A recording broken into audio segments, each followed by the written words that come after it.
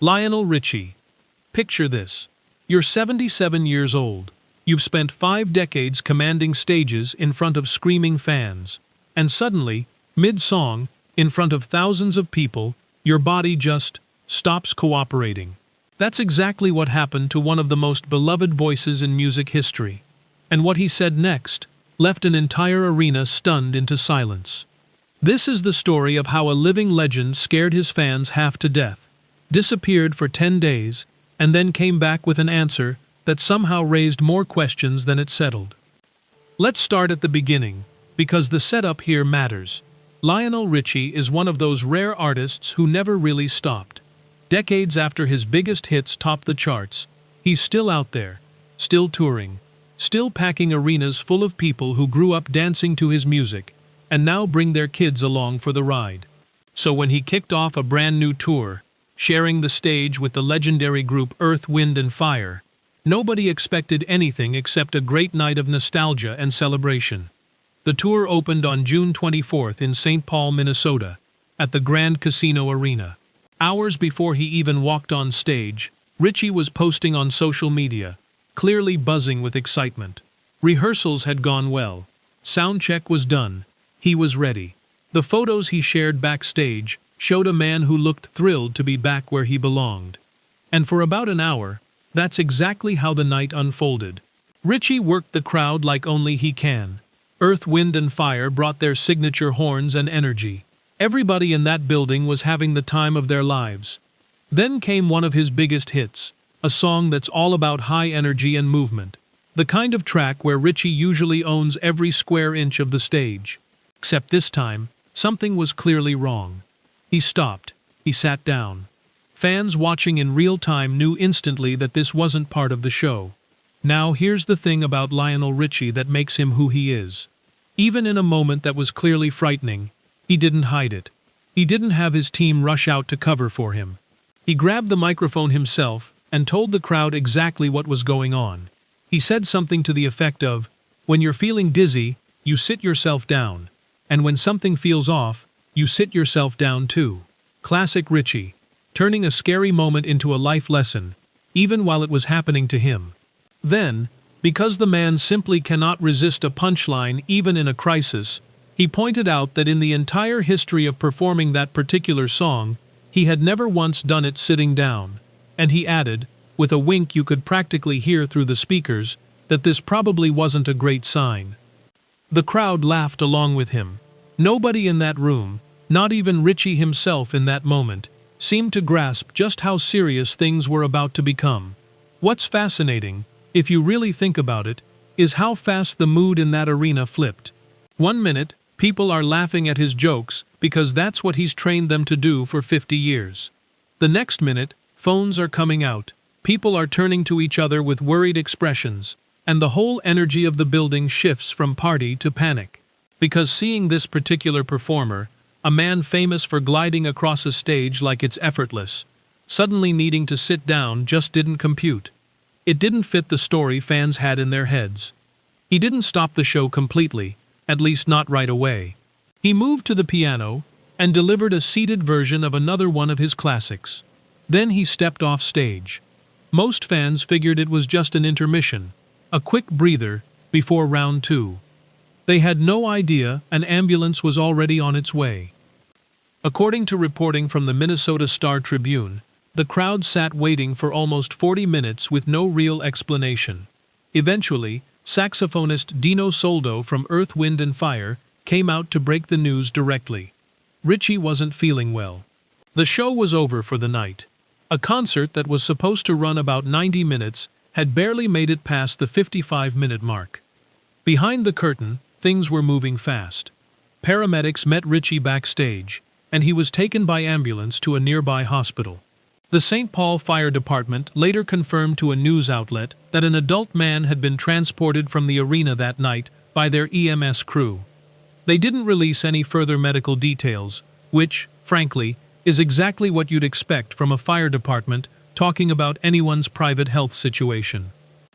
A source connected to Richie's camp told TMZ that the hospital visit was purely precautionary. And that single word, precautionary, became the anchor that so much of the coverage clung to over the following days, because it was really one of the only concrete things anybody official was willing to say. Now here's where a story like this could easily spin out of control.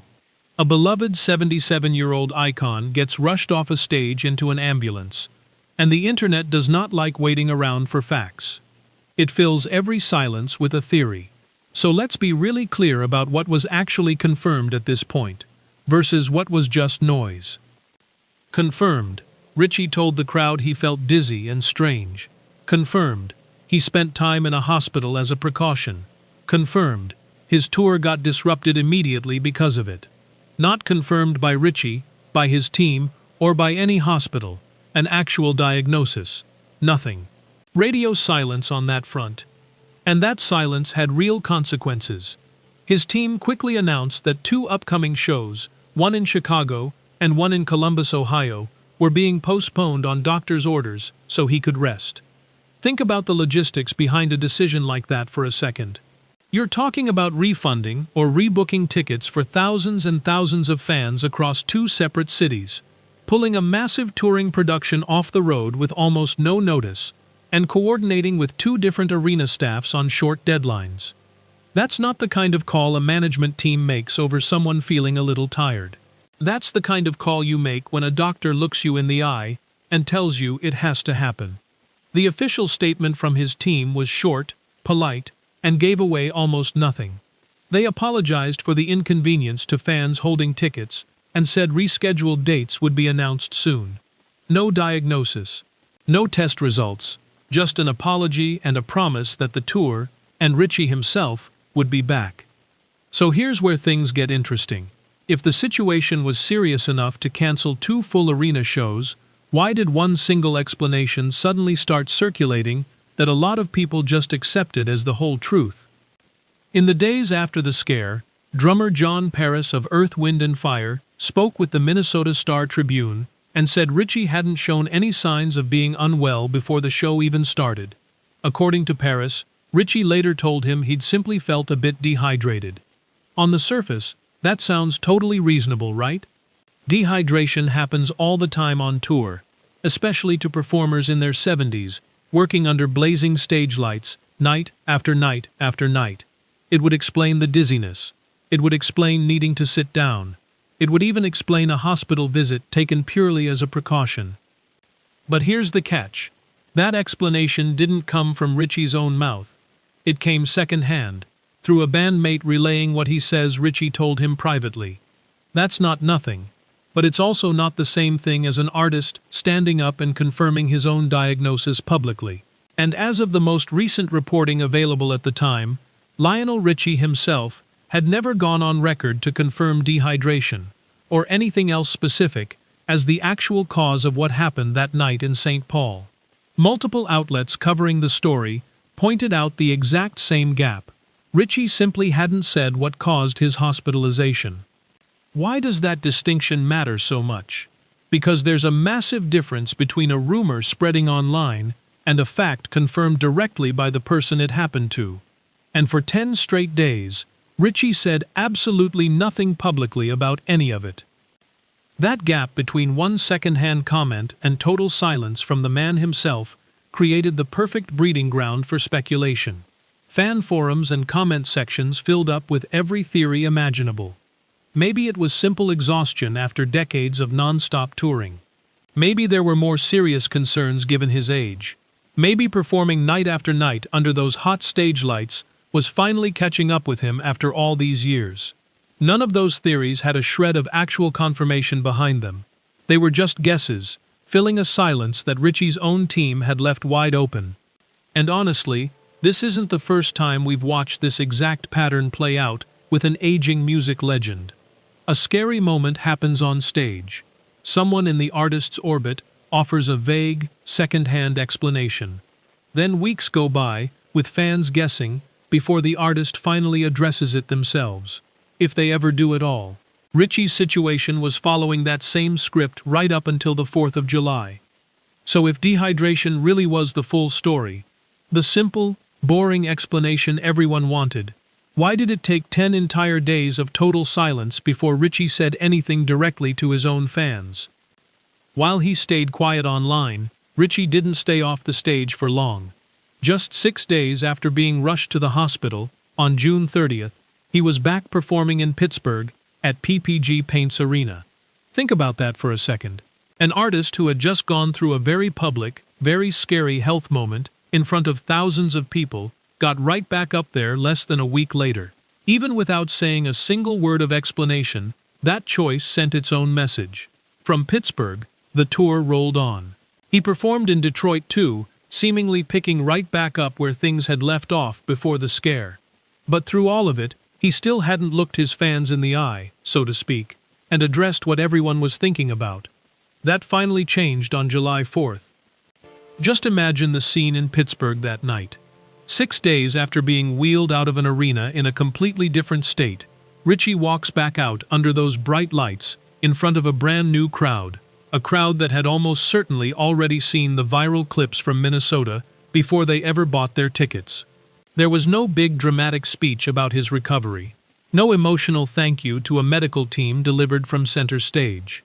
By every account, he simply performed, cracked his usual jokes, and moved forward, letting the fact that he was back up there speak louder than any prepared statement ever could. That tells you a lot about how he chose to handle the entire situation from day one. Instead of getting ahead of the story with a detailed medical explanation, he let his actions do the talking, showing up, performing, clearly on the mend. It's a strategy a lot of stars lean on when they'd rather not turn a private health matter into a permanent headline. Whether you find that reassuring or frustrating probably depends on how much you personally feel entitled to know about a 77-year-old man's private medical business. So after nearly 2 weeks of silence, following a hospitalization that made national news, what did he actually end up saying once he finally broke that silence? On July 4th, exactly 10 days after the hospitalization, Richie posted on social media for the first time addressing what had happened. And notably, the post was warm, grateful, and focused almost entirely on his fans, rather than on his own health.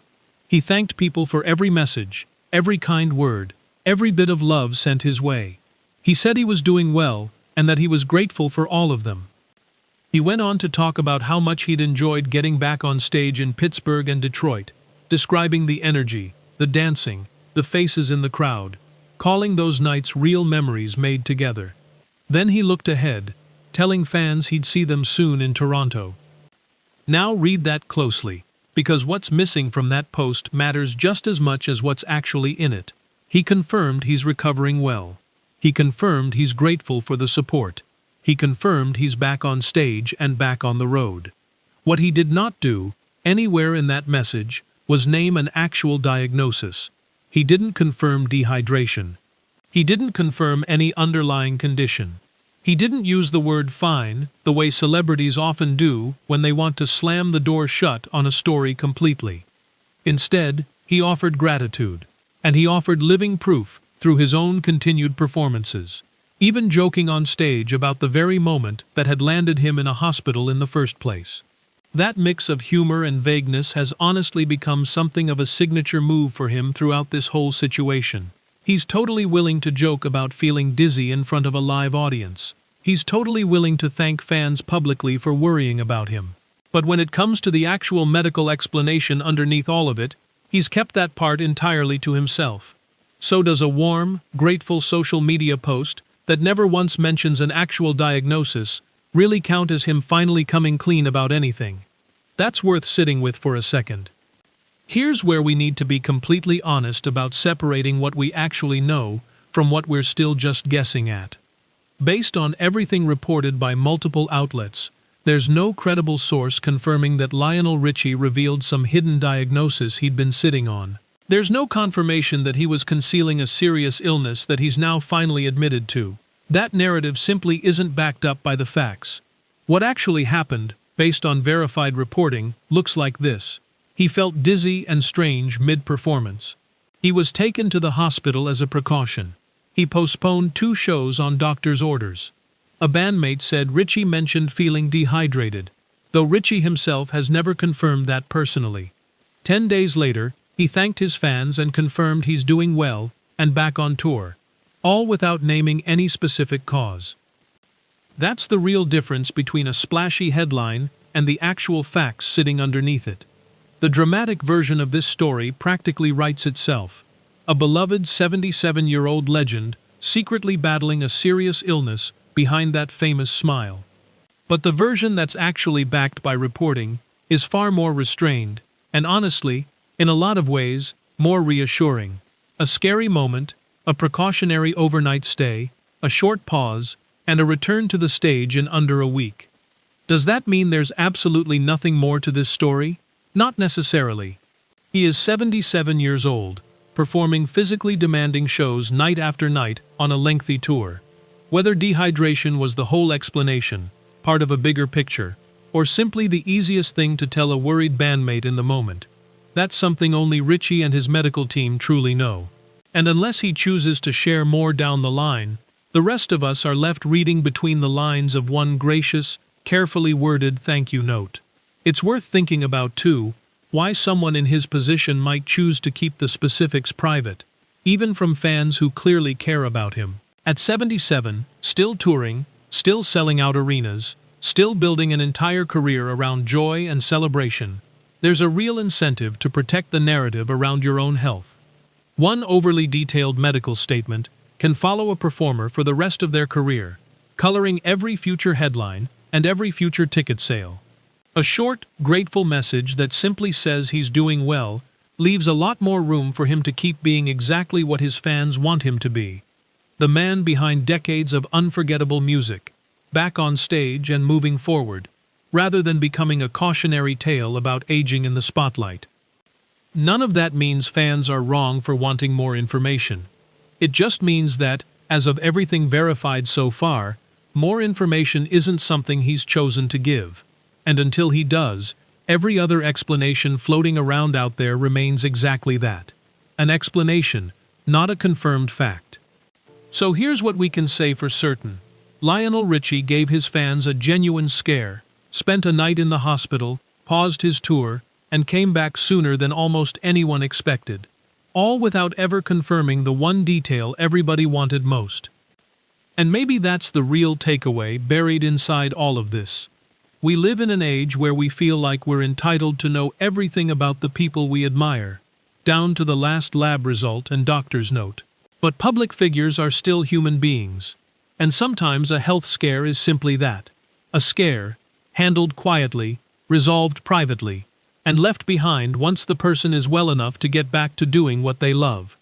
Not everything has to become a headline with a neat, tidy explanation attached to it. There's also something worth appreciating in how this whole situation actually played out, once you strip away the speculation.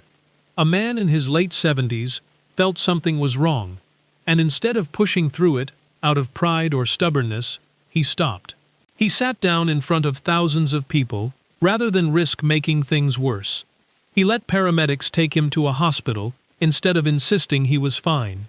And then, once doctors told him and his team what needed to happen, they listened, postponing shows rather than pushing through on adrenaline alone. In a strange way, that's a pretty solid example of someone actually taking their own health seriously instead of ignoring the warning signs. Something we don't always see from performers under pressure to keep the show going no matter what. And then there's the part of this story that almost gets lost in the drama. He came back.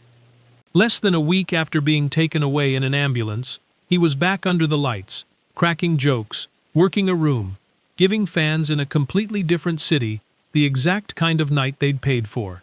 That's not nothing for a man his age. That's resilience, plain and simple, even if he never uses that word himself. So where does that leave us? With a story that started as a genuine scare, spiraled briefly into a wave of online guessing, and ended with a gracious, if incomplete, thank you note to the people who worried about him. No dramatic reveal, no secret diagnosis suddenly exposed, just an entertainer choosing privacy over explanation, and fans left to decide for themselves whether that's good enough. So what do you think? Does an artist like this owe his fans a fuller explanation of what happened, or is keeping something this personal, private, exactly the right call? Drop your honest take down in the comments, and if you want more stories like this one, go ahead and hit that subscribe button so you don't miss what comes next.